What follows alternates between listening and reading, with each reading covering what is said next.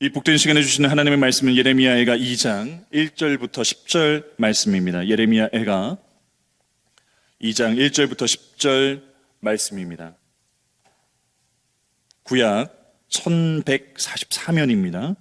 예레미야애가 2장 1절부터 10절 말씀입니다. 한 절씩 교독하겠습니다. 슬프다. 주께서 어찌 그리 진노하사 딸 시온을 구름으로 덮으셨는가. 이스라엘의 아름다움을 하늘에서 땅에 던지셨으며 그의 진노의 날에 그의 발판을 기억하지 아니하셨도다. 주께서 야곱의 모든 거처들을 삼키시고 긍휼히 여기지 아니하셨으며 노하사 딸 유다의 견고한 성체들을 허물어 땅에 엎으시고 나라와 그 지도자들을 욕되게 하셨도다. 맹렬한 진노로 이스라엘의 모든 뿔을 자르셨으며 원수 앞에서 그의 오른손을 뒤로 거두어 들이시고 맹렬한 불이 사방으로 불사람같이 야곱을 불사르셨도다. 원수같이 그의 활을 당기고 대적처럼 그의 오른손을 들고 서서 눈에 드는 아름다운 모든 사람을 죽이셨으며 딸 시온의 장막에 그의 노를 불처럼 쏟으셨도다. 주께서 원수같이 되어 이스라엘을 삼키셨으며 그 모든 궁궐들을 삼키셨고 견고한 성들을 무너뜨리사 딸 유다의 근심과 애통을 더하셨도다. 주께서 그의 초막을 동산처럼 헐어버리시며 그의 절기를 폐하셨도다. 여호와께서 시온에서 절기와 안식일을 잊어버리게 하시며 그가 진노하사 왕과 제사장을 멸시하셨도다. 여호와께서 또 자기 제단을 버리시며 자기 성소를 미워하시며 궁전의 성벽들을 원수의 손에 넘기셨으며 그들이 여호와의 전에서 떠들기를 절기의 날과 같이 하였도다. 여호와께서 딸 시온의 성벽을 헐기로 결심하시고 줄을 띠고 무너뜨리는 일에서 손을 거두지 아니하사 성벽과 성곽으로 통곡하게 하셨으며 그들이 함께 쇠하였도다. 성문이 땅에 묻히며 빗장이 부서져 파괴되고 왕과 지도자들이 율법 없는 이방인들 가운데 있으며 그 성의 선지자들은 여호와의 묵시를 받지 못하는도다. 딸 시온의 장로들이 땅에 앉아 잠잠하고 티끌을 머리에 덮어쓰고 굵은 배를 허리에 들었으며 예루살렘 처녀들은 머리를 땅에 숙였도다. 아멘. 목요일 새벽에 나누고자 하는 말씀의 제목은 혼돈 속에서 발견되는 하나님의 질서입니다. 혼돈 속에서 발견되는 하나님의 질서입니다. 예레미야의 구조 속에서 보면은요, 어제 1장을 이렇게 또 살펴보았는데, 2장은 예루살렘의 회파, 그리고 이 유다 민족 전체의 멸망에 대해서 더욱더 격하게 그런 표현이 나오고 말씀이 나오고 있습니다. 1장도 그렇게 멸망하는 것이 아주 무섭게 묘사가 되어 있는데, 그런데 너무나 무겁고 어두웠는데 이 2장에서는 몇 번 덧칠이 더 된 것처럼 그렇게 더 무겁고 더 어둡습니다. 2장 2절입니다. 주께서 야곱의 모든 거처들을 삼키시고 긍휼히 여기지 아니하셨으며 노아사 딸 유다의 견고한 성체들을 허물어 땅에 엎으시고 나라와 그 지도자들을 욕되게 하셨도다. 아멘. 2절 초반부에 야곱의 모든 거처들을 삼키시고 라고 할 때 그 모든 거처, 바로 모든 유다 민족의 거주지, 그리고 유다 민족의 목장입니다. 그러니까 한마디로 유다 전역을 의미를 하는 겁니다. 유다의 전역, 유다 전체가 이렇게 심판받고 멸망받는 것. 어제도 살펴보았지만 유다민의 전체가 환난에 당합니다. 그런데 이방 민족들은 환난에 당하지 않습니다. 그러니까 이 절대적으로 자신들이 당하는 환난이 너무나 큰데, 너무나 슬픈데, 슬프다 이성이요. 그런데 이 유다 민족만 받는 것 같아서 더 가혹하기 짝이 없는 그런 모습입니다. 심판의 광경을 이렇게 정리해 볼 수가 있는데요. 3절에 보니까 맹렬한 진노로 이스라엘의 모든 뿔을 자르셨으며 맹렬한 불이 사방으로 불사람같이 야곱을 불사르셨도다. 4절 보죠. 하나님께서 예루살렘에 버리시고 파멸의 그런 벌을 내리시는데, 이제 동사로만 정리를 해보면요, 4절에서 활을 당겼다, 죽이셨다, 노를 불처럼 쏟으셨다. 5절 삼켰다, 무너뜨렸다. 6절 헐어버렸다, 패하셨다, 진노하셨다, 멸시하셨다. 7절 버리셨다, 미워하셨다. 8절 헐기로 결심하셨다, 쇠하셨다. 9절 부수다, 파괴되다. 이렇게 정리해 볼 수 있습니다. 굉장히 무겁고 굉장히 강한 하나님의 심판과 하나님의 징벌이, 징계가 이 유다 전역에, 민족 전체에게 지금 일어나고 있는데요. 1장과 2장에서 말씀을 읽다 보면 가장 많이 등장하는 단어가 여호와께서, 그리고 또 가장 많이 등장하는 단어가 진노입니다.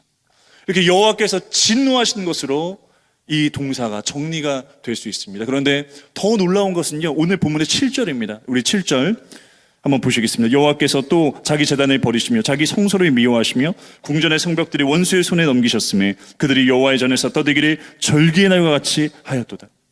우리는 이 구절을 접하면서 반문할 수 있겠죠. 어떻게 여호와께서 세우신 여호와 자기 성소, 그리고 자기 제단, 이것을 어떻게 버리실 수가 있을까? 어떻게 허려 버리실 수가 있을까? 하나님께서 그 제사를, 예배를 제정하셨잖아요. 그리고 그 번제단, 성소, 그 하나님께서 그 예배를 하나님께서 거룩하다 하셨고, 그리고 드릴 수 있는 방법을 명령하셨고 이스라엘에게 따르라고 말씀하셨는데 어떻게 이것을 다 헐어버리실 수가 있습니까? 어떻게 이것을 다 무너뜨리실 수가 있습니까? 그렇게 우리는 반문해 볼 수 있습니다. 그런데 먼저 우리가 생각해 봐야 되는 것은 하나님께서는 이 유다를 심판하시기 위해서 하나님 스스로가 유다 민족에게 원수가 되셨습니다. 5절의 말씀입니다. 주께서 원수같이 되어 이스라엘을 삼키셨으며 그 모든 궁궐들을 삼키셨고 견고한 성들을 무너뜨리사 딸 유다의 근심과 애통을 더하셨도다. 하나님께서 원수가 되셨는데 가능성이 전혀 보이지 않습니다. 희망이 단 1도 보이지가 않습니다. 하나님께서 원수가 되시는데요. 4절에 예레미야가 4절입니다. 2장 4절입니다. 원수같이 그의 활을 당기고 대적처럼 그의 오른손을 들고 서서 눈에 드는 아름다운 모든 사람을 죽이셨으며 딸 시온의 장막에 그의 돌을 불처럼 쏟으셨도다. 여호와 하나님께서 활을 당기시고 아름다운 모든 사람을 죽이시고 돌을 불처럼 쏟으셨습니다. 근데 사실 이것은 하나님께서 그 유다 민족을 완전 영원히 파멸시키기 위해서가 아닙니다. 하나님이 악하시기 때문이 아닙니다. 야고보서 1장 13절 말씀에 보니까 하나님은 악하지 아니하시고 하나님께서는 사람을, 우리를 시험하지 아니하신다고 야고보서 1장 13절 말씀에 나옵니다. 그렇다면 이것은 하나님의 징계죠. 죽으라고 때리는 매가 아닙니다. 사랑해서 때리는 매입니다. 돌아오라고 때리는 매입니다. 그러니까 우리가 생활 가운데도 마찬가지입니다. 우리가 때로는 권면할 때가 있고 때로는 누구를 질책할 때가 있습니다. 다 큰 자녀들이라도 혼날 때가 있어요. 근데 죽으라고 때리지 않습니다. 사랑하니까 때리는 겁니다. 함께 하자고 손을 잡는 겁니다. 그러니까 하나님께서 그렇게 하시는데 유다 민족에게는 결정적인 두 가지 죄가 있었습니다. 그 민족 백성들은 죄를 지었습니다. 그런데 더 심각한 것은 돌이키지 않습니다. 더 심각한 건 돌이키지 않습니다. 그런 죄를 짓고 돌이키지 않고 민족들은 그렇게 됐고, 그리고 주의 종들과 지도자들은 그 백성들이 함께 무수히 많은 죄를 짓는데도 그 상황 가운데서도 하나님께서 평강을 주실 것이다, 하나님께서 평강하게 하실 것이다 라고 하는 착각과 거짓 외침이 있었습니다. 그리고 이때 거짓 선지자들이 얼마나 많았는지, 하나님께서 다윗에게 그 예루살렘이 영원할 것이다, 영원히 견고할 것이다 말씀하시지 않았습니까? 여러분 걱정하지 마세요. 우리를 영원히 지키실 것이고 우린 영원히 무너지지 않게 될 것입니다. 여러분 죄를 짓는 가운데도 제사를 잘 드리세요.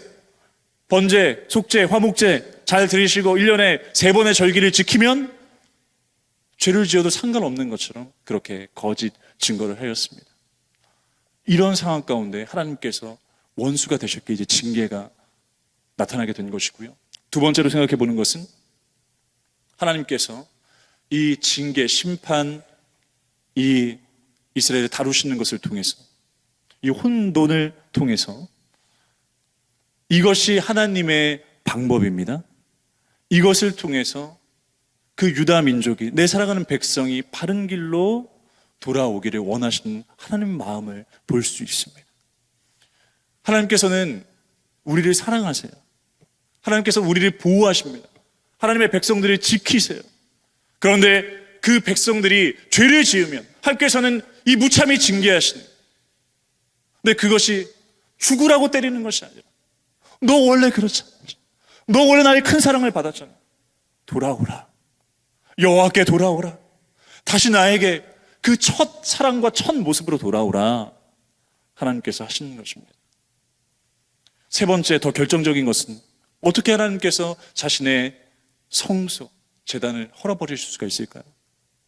그것은 이 유다 민족들이 참된 예배를 드리지 않았기 때문입니다. 죄를 지은 상태에서, 더러운 상태에서, 냄새나는 상태에서 드리는 그 예배, 그 처소에 거룩한 곳에 나아가지만 그들의 본질적인, 그들의 영적 상태는 변하지 않고 각성이 일어나지 않고 도무지 가능성이 없는 그런 모습으로, 냄새나는 모습으로 오히려 그곳을 더럽혔기 때문에 하나님께서 받지 않으신 것입니다. 오히려 불결하게 만들어버렸기 때문에 그곳을 하나님께서는 허무셨습니다. 그 기만적인 신앙, 그것을 하나님께서는 벌하신 것이에요.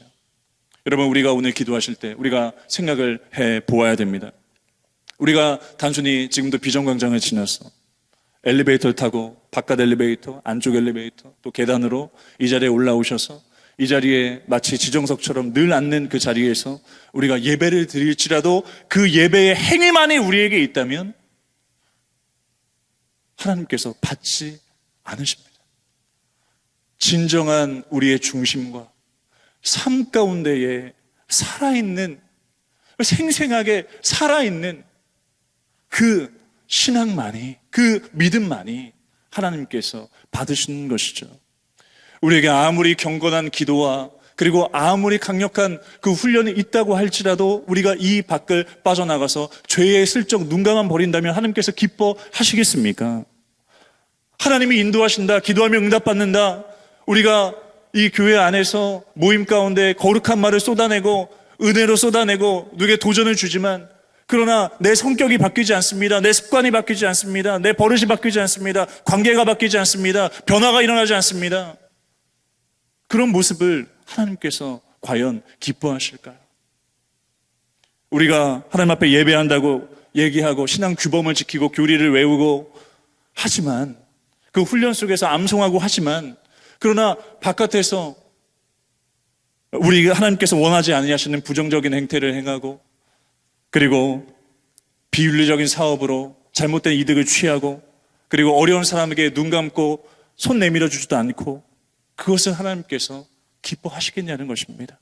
그래서 오늘 우리가 기도하실 때 하나님께서 싫어하시는 이중적인 모습을 버리게 도와주시고, 하나님께서 온전히 기뻐하시는 참된 예배자, 생활의 예배자로 나아갈 수 있도록 도와주시옵소서. 그런 우리 자녀, 우리 모든 살아가는 부모님, 가족들까지 역사하여 주시옵소서. 기도하셨으면 좋겠습니다. 우리가 마지막으로 생각해 보고자 하는 것은요, 제가 설교의 문을 열면서 그 예레미야 애가의 구조에 대해서 이제 말씀을 드렸습니다. 근데 여러분, 지금 성경책을 1장, 2장, 3장 이렇게 옆으로 넘기시면서 한번 확인하셨으면 좋겠는데, 이 예레미야의 이 구조, 그러니까 슬픈 노래입니다, 애가라는 것은. 근데 이 시의 형태로 이제 되어 있는데, 1장 보시면 몇 절까지 있습니까? 22절까지 있고, 오늘 2장 22절까지 있습니다. 3장 66절까지 있습니다. 4장 보시면 22절로 끝납니다. 5장 보시면 22절로 끝납니다. 제가 틀리지 않았죠? 네, 이 구조가 알파벳 구조로 되어 있는 겁니다. 1절부터. 사실 시편 119편은 1절부터 8절 알렙, 9절부터 17절이 8절씩 끊어서 그런 알파벳 순서로 되어 있는데, 지금 예레미야는 1절이 A, 2절이 B, 3절이 C, 이제 이런 구조입니다. 알렙, 베트, 기멜, 달렛, 헤바브, 자인, 이렇게 이제 시작이 되는 것인데, 그러니까 이 구조를 봤을 때 하나님의 질서가 보입니다. 예레미야 애가 너무 슬픈 상황, 처참한 상황, 비참한 상황, 앞이 보이지 않는 상황. 근데 이것 가운데 하나님께서는 이 알파벳, 이 모든 것을 동원해서 이것을 기록함으로, 하나님의 영감 가운데 나타내심으로 혼돈 속에서 하나님께서는 질서를 보여주시는 것입니다. 파멸이 아니다. 너를 멸망시키는 것이 아니라 내 질서로, 모든 것이 내 질서 안에 있다. 모든 것이 내 질서 안에 세팅되어 있고, 그리고 모든 것이 혼돈으로 끝나버리는 것이 아니라, 영원히 멸망해버리는 것이 아니라, 내가 너희를 붙들고 있다. 내 질서 속에 너희를 지키고 있다. 하나님께서 말씀하시는 것입니다. 그래서 우리가 혼돈을 겪고 있습니까? 어려움을 겪고 있습니까?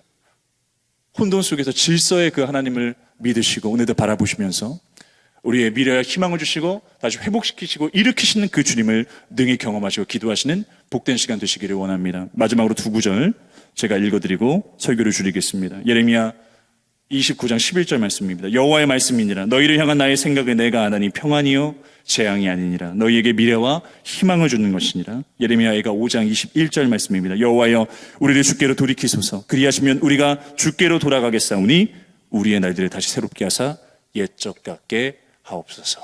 아멘. 기도하겠습니다. 하나님 아버지, 혼돈 속에서 발견하는 하나님의 질서로 우리를 지키시는 것을 믿습니다.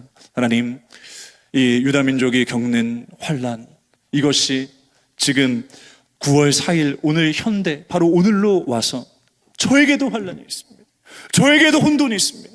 저희 가정 가운데도 혼돈이 있습니다.